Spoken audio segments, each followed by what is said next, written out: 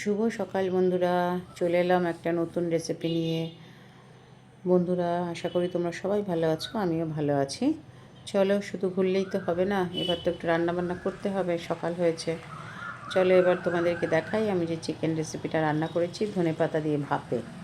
কিভাবে করলাম সেটা তোমাদেরকে দেখাবো, তোমরা সঙ্গে থাকো, পাশে থাকো। এই দেখো, সব রেডি। আলু কেটে নিয়েছি, পেঁয়াজ, আদা, রসুন, গাছের লঙ্কা, এগুলো সব রেখেছি। আর এই চিকেনটা অনেক আগে থেকে, আধ ঘন্টা আগে থেকেই আমি ভালো করে ম্যারিনেট করে রেখে দিয়েছি। তো এবার চলো বন্ধুরা, এই যে পেঁয়াজ, আদা, রসুন, লঙ্কা সবটাই রয়েছে, এটাকে একেবারে একসাথে পেস্ট করে নিয়েছি আমি। আর এই আলুগুলো রেখেছি, আর তার সাথে আমাদের পাতিলেবু মাস্ট, ঠিক আছে? তো যে যেরকম পরিমাণ টকটা খায় সে সেইভাবে রাখতে পারে। তো এটা মাখিয়ে নিলাম পুরো মশলাটা দিয়ে। এদিকে আলু ভাজছি কড়াইতে। আলুটা ভাজা কিন্তু খুব বেশি কড়া করবো না, হালকা ভাজবো, কিন্তু ঢেকে ঢেকে নুন হলুদ দিয়ে একটু হালকা করে ভেজে নেবো। আর এই কড়াইয়ের তেলটার মধ্যে আলুগুলো তুলে আলুগুলো তুলে ঢেকে রাখবো, তাহলে নরম হবে।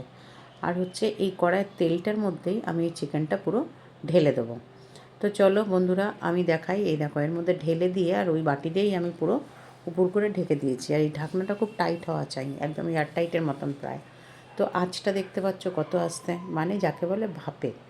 তো দেখো, ঢাকনাটা তোলার পরে এরকম কন্ডিশন হয়েছে, দেখতেই পাচ্ছ কীরকম তেল বেরিয়েছে।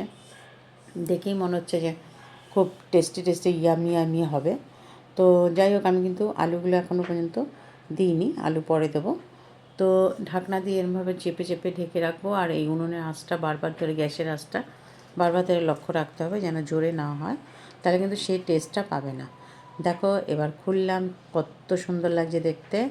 এবার এটাকে আবার নাড়িয়ে চাড়িয়ে একে এবার ধনেপাতা বাটাটা দেবো। তো তার আগে দেখিয়ে দিই তোমাদেরকে। দেখো, আলু আমি একটু কমই দিই, কেন কি আমার হাজব্যান্ডের সুগার আছে, তাই আলু কম দিতে হয়। এই যে ধনেপাতা বাটা আর লেবু, এই দুটো জিনিস কিন্তু অবশ্যই লাগবে, ঠিক আছে বন্ধুরা?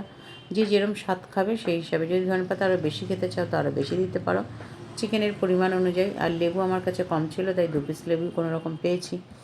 তো যাই হোক, এই যে চিকেনটা, ঢাকনাটা তুললাম, তারপরে এবার ধনেপাতা বাটাটা দিয়ে দেবো।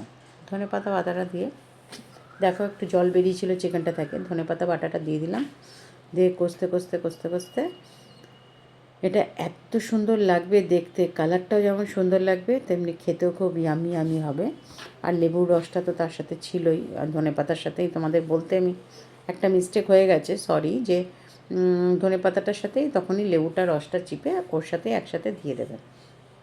তো যাই হোক, এই হচ্ছে মেন কাণ্ডটা, হচ্ছে এটাই, যে কিছুই না, মশলা দিয়ে কষিয়ে টষিয়ে তারপরে ধনেপাতা বাটাটা লাস্টে দিতে হবে।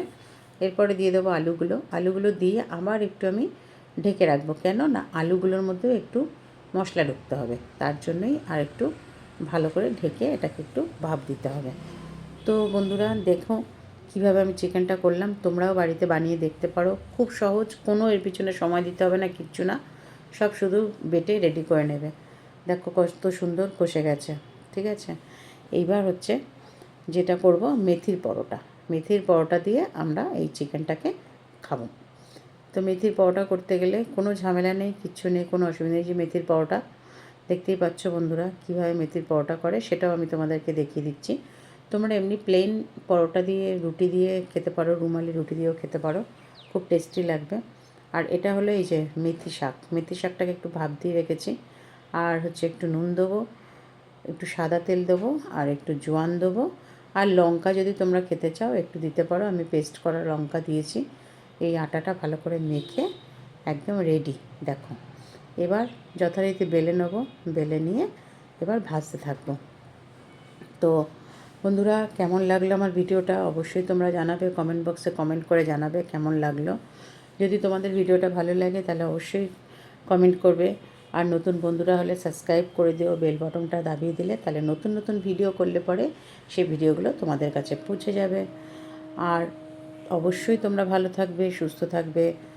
টাটা, বাই বাই বন্ধুরা।